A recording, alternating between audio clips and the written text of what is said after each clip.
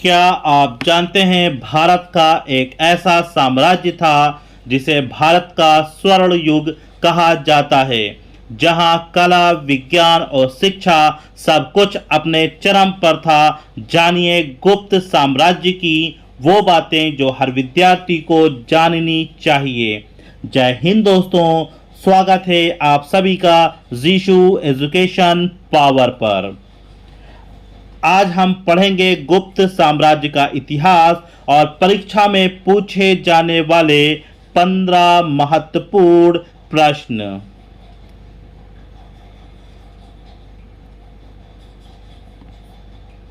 चलिए शुरू करते हैं।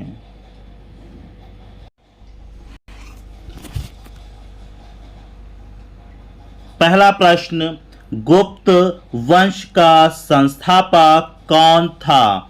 उत्तर, श्री गुप्त।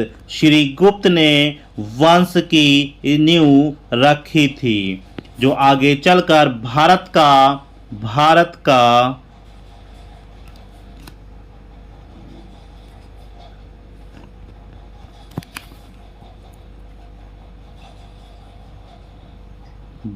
का एक बड़ा साम्राज्य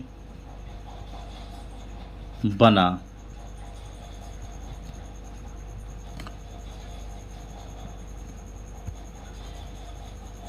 प्रश्न संख्या 2, चंद्रगुप्त प्रथम को कौन सी उपाधि प्राप्त थी? उत्तर, महाराजा धीराज। इसका अर्थ होता है राजाओं का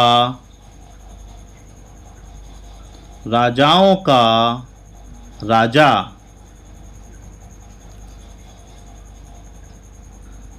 सबसे बड़ा राजा। प्रश्न संख्या 3, गुप्त संवत की शुरुआत कब और किसने की? तो उत्तर, 319 से 320 ईस्वी में चंद्रगुप्त प्रथम ने की। गुप्त संवत भारतीय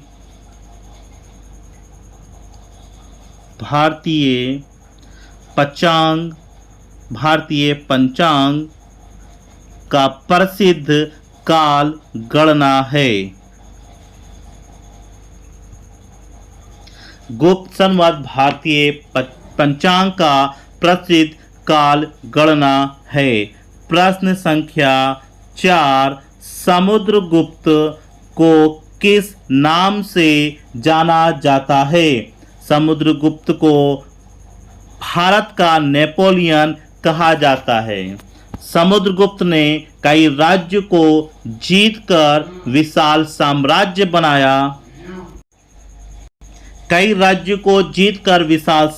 बनाया, इसलिए भारत का नेपोलियन इन्हें कहा गया। प्रश्न संख्या 5, समुद्रगुप्त की विजयों का वर्णन किस अभिलेख में है? उत्तर, प्रयाग प्रशस्त इलाहाबाद स्तंभ लेख। हरिशेन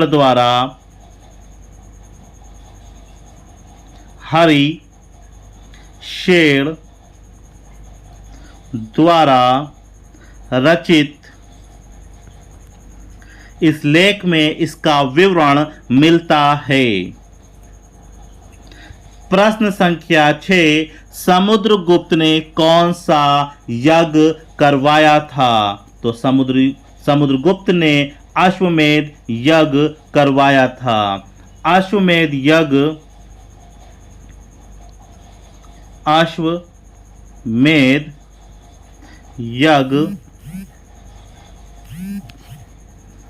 विजयी राजा करवाते थे। प्रश्न संख्या 7, चंद्रगुप्त द्वितीय को कौन सी उपाधि मिली थी? तो चंद्रगुप्त द्वितीय को विक्रमादित्य की उपाधि मिली थी। चंद्रगुप्त द्वितीय ने शक जातियों को हराया था। प्रश्न संख्या 8, चंद्रगुप्त द्वितीय के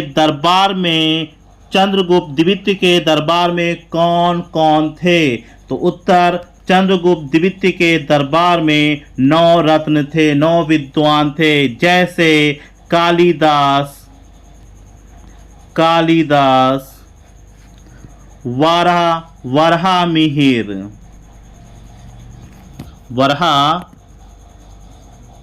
वराहमिहिर आदि।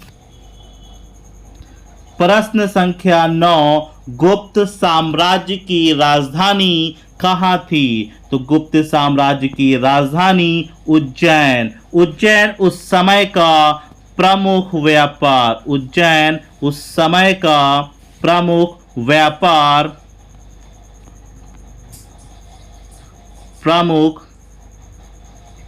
व्यापार और सांस्कृतिक केंद्र था।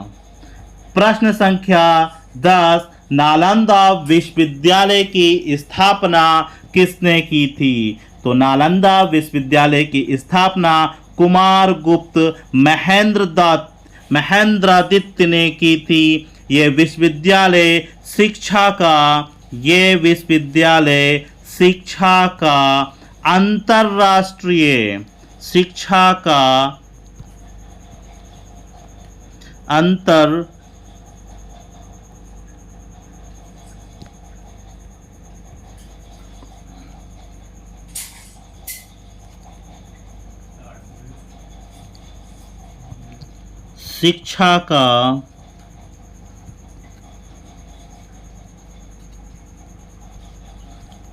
अंतरराष्ट्रीय केंद्र बना था।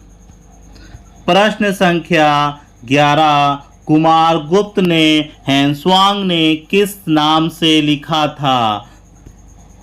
तो इसका उत्तर शुकादित्य। हेनस्वांग ने अपने ग्रंथों में लिखा था। प्रश्न संख्या 12, गुप्त साम्राज्य के पतन का मुख्य कारण क्या था? तो गुप्त साम्राज्य का पतन का मुख्य कारण पुष्यमित्र आदि जातियों का विद्रोह और प्रशासनिक कमजोरी। आंतरिक विद्रोह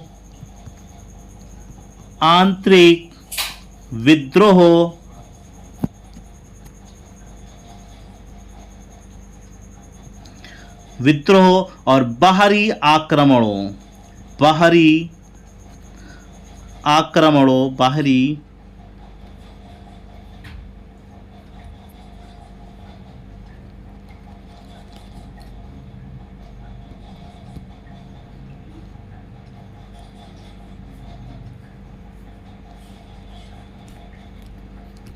आंतरिक विद्रोह और बाहरी आक्रमणों से इसका पतन हुआ था। प्रश्न संख्या 13, गुप्त काल को भारत का स्वर्ण युग क्यों कहा जाता है? गुप्त काल को भारत का स्वर्ण युग कला, साहित्य, विज्ञान में उन्नति के कारण कहा जाता है। इस समय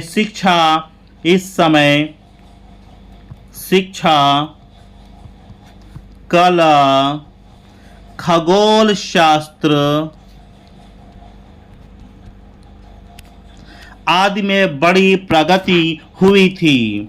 प्रश्न संख्या 14, गुप्त साम्राज्य के किस शासक ने शक जातियों को हराया था?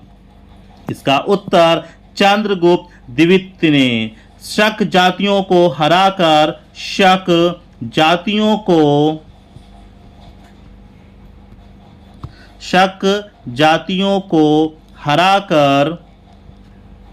साम्राज्य को मजबूत कर लिया। अंतिम प्रश्न संख्या 15, गुप्त काल में धार्मिक स्थिति कैसी थी? गुप्त काल में धार्मिक स्थिति कैसी थी? उत्तर, धार्मिक सहिष्णुता, सभी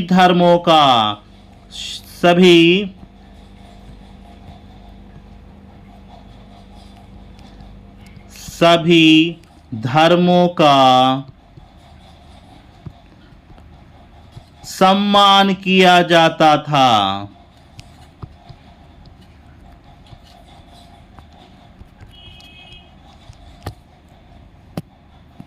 गुप्त काल में सभी धर्मों का सम्मान किया जाता था।